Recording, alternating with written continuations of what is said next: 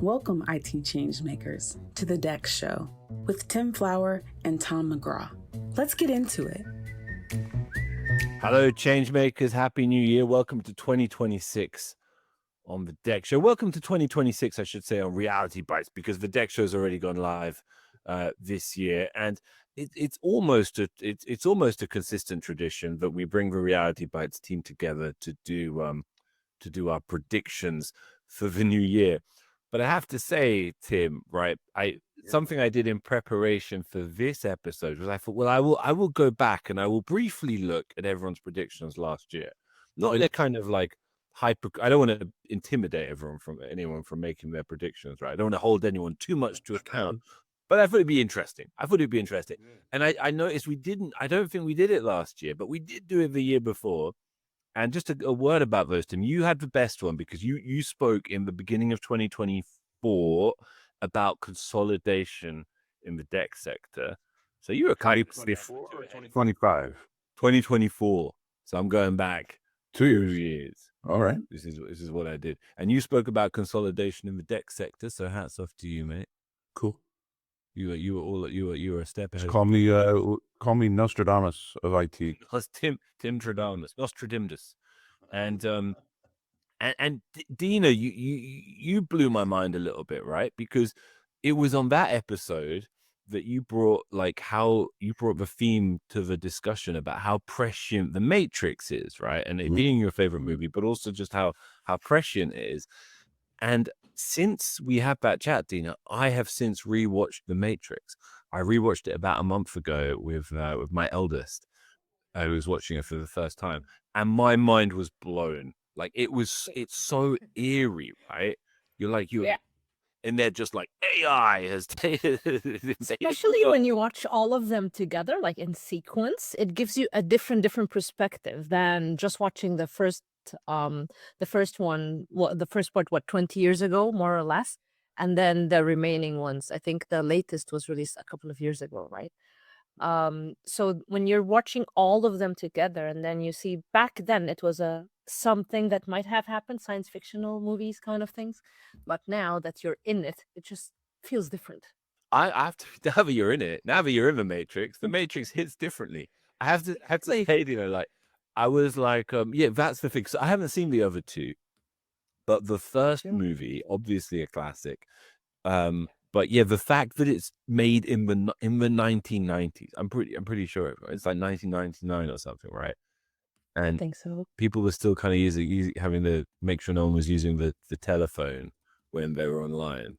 And like you go on it feels uncanny that it was able to, symbolically and in storytelling, just nail the next like 30 years seemingly, right? It is bizarre and extremely powerful. And you bringing that to the table, Dina, felt like a prediction in and of itself. So I was actually thinking the same this morning, that we should reflect on what our last predictions were. Did you go look them up as well? Yeah. So it's been, and I think more or less, not just only on the predictions, on many of the multiple occasions throughout the year, we have hit lots of things that are actually becoming a trend, or now is business as usual, right? Not just our predictions, Dina, but everything we say here is gold. Of course. It's all gold. It's all unalloyed gold. Absolutely, I completely concur. Were there any that you came across? Because mine was a very quick look, Dina. Was there any you came across that were all, from those episodes or others that felt particularly prescient to you from anybody on the? Generally the ones where we are talking about how the new use of the GPTs and such things will just remain personal, but then now it becomes more and more into the enterprise aspect of things, and companies are adopting it more or less. So this is where it became interesting for me to see. But my predictions for 2026 would be around the transformational challenges integration, meaning having the agentic enterprise in action, or seeing the agentic enterprise in action, moving from the pilots and the testing of all the GPTs that we've been doing into real use cases, and finding KPIs or measures for the impact and the value of what would be automated, maintaining, of course, the quality and the compliance and efficiency of whatever we're doing on the smaller tasks and day-to-day tasks versus what could remain human controlled or needs to remain human centric. And of course, this highlights the human fingerprint. And I think we've spoken or mentioned this on the show a few episodes ago.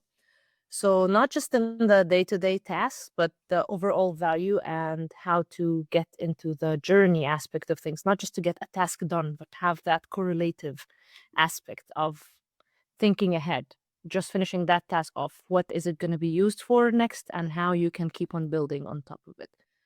The last predictive bit is training humans to train AI and AI to train humans. So we need to build that ecosystem of continuous improvement for both, how we are feeding information into AI and how it will benefit us to actually help us train ourselves to get better at the tasks and automation aspects that we do.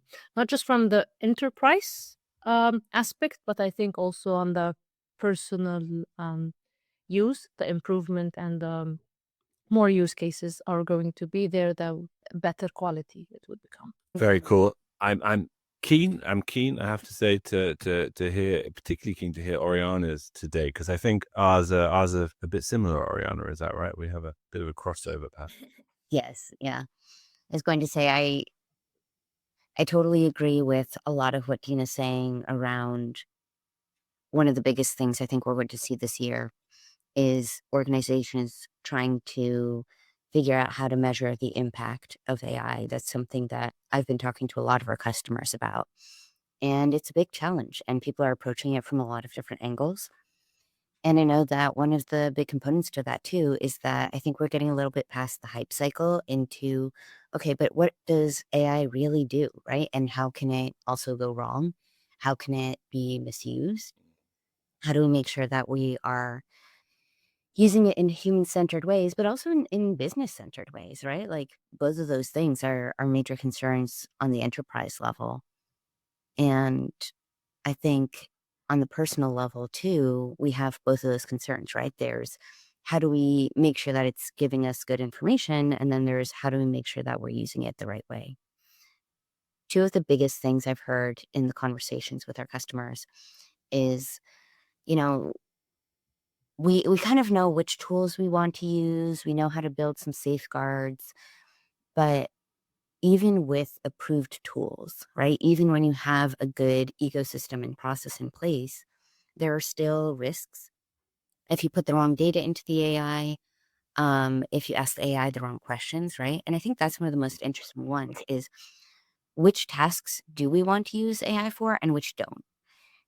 And I think that's one of the things we're going to hear a lot about is trying to figure out what is an appropriate use of AI, because AI means so many things now, some of which are really incredible, like borderline magical, and some of which are really dangerous. And I think we're going to start seeing that sift out this year. Would it be fair to say, in a way, Oriana, it sounds a bit like one way I was thinking about putting it myself was like we'll see the first true AI crises this year. Do you know what I mean? And I don't even mean that as like a negative prognosis on AI. I just mean whenever you have something an epical technology, you know what I mean? Like there's going to be crises, there's going to be unpredictable elements of it, right? Yeah, and we're already starting to see that a little bit, right? So, I mean, I'm interested. So I've been looking at some of the lawsuits that are coming up, right? Where AI gives bad data and it can tank a business. And right now it's mostly small businesses. And I think we're going to start to see that scaling up. We've seen businesses try to change their business model and then pivot back because they realized that it wasn't quite sustainable yet. And I think these really big gambles mean, sometimes really big payoffs and sometimes really big losses. And we're going to start to, I think, have more frank discussions about that. I think that's very fair. And let's build up to you, Tim. I think as our as our chief prognostician, as our Nostratindis, we'll get to yours last.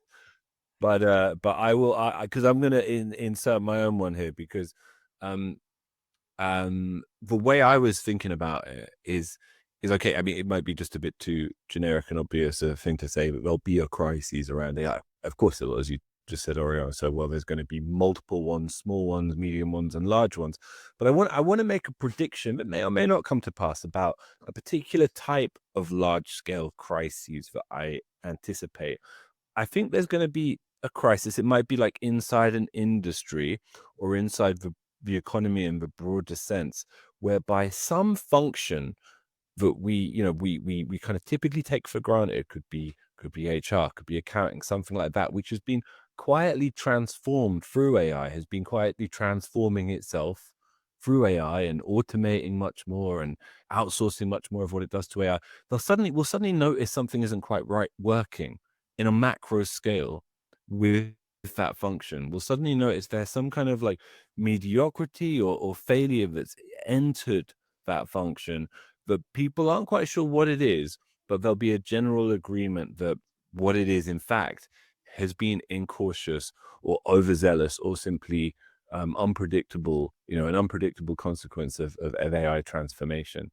So I'm going out on a limb, Tim. I'm trying to follow your lead there and say something bold and that can be that can be weighed at the end of the year and hopefully successfully. Yeah, so I'll give you my kind of 2 cents. It's not going out too far on a limb here, but AI, conversational AI, we've been at it for a couple of years now. But I think 2025, this last year, we really got good at prompt engineering, which basically means we've learned how to talk with AI and it's learned how to talk with us.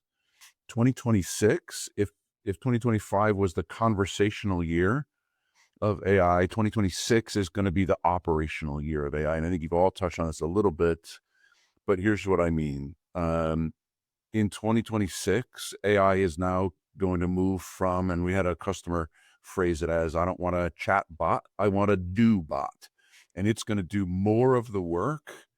But right now, the co-pilots and other agents that we're working with, they answer questions, they provide advice and guidance, but we're moving to a place where it's going to take action, and we're already seeing it, right? Fixing issues, making changes, orchestrating workflows, giving us AI coaching. And what we're seeing, though, this year is it does it without being prompted by a human. The human in the middle isn't needed anymore. And that's where we run into the big paradox. What's more important, a productivity boost or a job? Right? It's coming down to kind of figuring that out. So I think if I can kind of maybe make the parallel into the DexOps teams,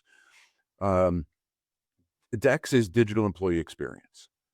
But Dex is going to need to start supporting the actual digital employees as well as the humans, right? Think about, we've touted this concept of the death of the help desk.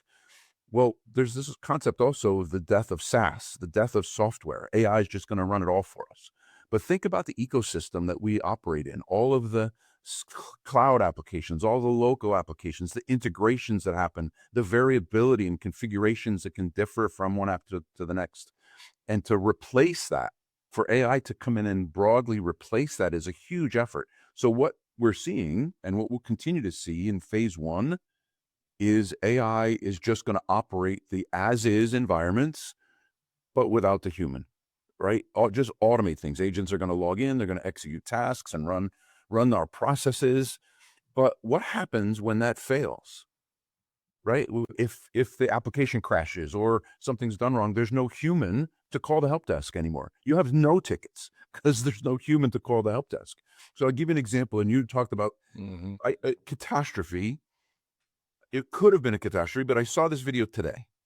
Think about what Uber did for the taxi service, right? It automated the orchestration, but you still needed the driver.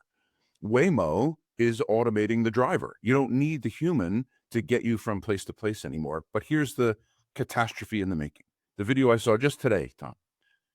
There was a Waymo on a city street, busy city street, but the street was the rails for the commuter rail going down the middle of the city. And the Waymo was right in front of the commuter train. And thankfully, the commuter train was only going 2 or 3 miles an hour. He was able to stop, and the passenger hopped out. He didn't know what to do. But if that was a speeding bullet train, there's a catastrophe. And who takes the blame for it? There's no driver to blame. So that automation piece, I think, has got a long way to go. But so here's my prediction is we're going to see that continue to evolve and get better. And we're going to have more and more of that paradox of productivity versus employment. I got to bring it back to you, Oriana, if you don't mind. Thinking about that very vivid illustration of Waymo on the tracks, and the themes that Tim picks up on, where you have that, that what's more important? How did you put it, Tim? What's more important, Productivity or a job? Productivity or a job? Yeah. It's a big question. And I know this is it's a theme you've picked up on consistently in the past, Oriana, but what do you think that points to for 2026? I think I want to almost challenge that question a little bit, if it's okay. I think one of my concerns is that, and here's my thing. Anytime we ask like 2 option questions, I always ask, okay, but what's the third factor we're forgetting? Because that's just my approach as a researcher. And Sure. when we say I feel like the question is sometimes, is the question between productivity and a job? Because that seems counterintuitive to me in a way. And I think one of the problems that I'm seeing is that we're asking these questions and forgetting to look at the context. And I don't say we as in us here, but rather like socially at large. It's going to be very easy to pose that question and then try and weigh the pros and cons of 2 things that aren't opposite, right? It's really what will help us achieve productivity. And I think often the job is part of that. And sometimes the job has to change, right? And I think that's one of the things that we'll see is changing jobs. My concern as a skeptic is often that they're not going to change for the better. They're going to change for the short-term profit. And we've talked about this before, right? The sort of race to the bottom where you can invest for long-term productivity, profitability, sustained growth, or for short-term profit, maximum impact that does not serve your business in the long run. And I think that's really, to me, the question is, are you going to invest in AI to make sure that you are on the leading edge of adoption? Or are you going to invest in AI in a way that builds sustainable, repeatable workflows that are going to support your human employees in being more effective, maybe even be able to reduce burnout because you are reducing that, boring work? Or are you going to implement it in ways that increase the dehumanization of work, that make work feel even more impersonal, and that remove a lot of the things that make working in complex and challenging tasks enjoyable, right? Because I think all of us need some amount of challenge in our work. That's what makes it fun and interesting. And I want to do more of that and not have the AI do that and have me having to be like a spell checker for the AI, right? Should be the other way around. So that's always going to be my take. Let's make sure the AI is doing the laundry so we can do the art and engineering, not the other way around. Nice. Less a prediction, more a kind of I don't know, yeah, like a pertinent kind of crossroads or the overhanging theme or question mark over the year, if you will, Oriana. I like it a lot. Sorry. Maybe my prediction is I think you give that there's going to be some like optimistic and pessimistic takes on this. And the optimistic part of me thinks that there's some companies who are really going to nail that. And the pessimistic part of me thinks that a lot of places are going to do it wrong first. That makes sense. You heard it here first, everybody. There will be good and bad in 2026. Best we can hope for, perhaps. And Tim, I think you've given us the title for the episode: Waymo on the Tracks. Waymo on the tracks. Cool. Waymo on the Tracks 2026 predictions.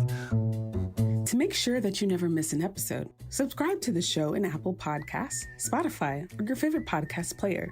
And if you're listening on Apple Podcasts, make sure to leave a rating of the show. Just tap the number of stars you think the podcast deserves. If you'd like to learn more about how NextThink can help you improve your digital employee experience, head over to nextthink.com. Thank you so much for listening. Until next time.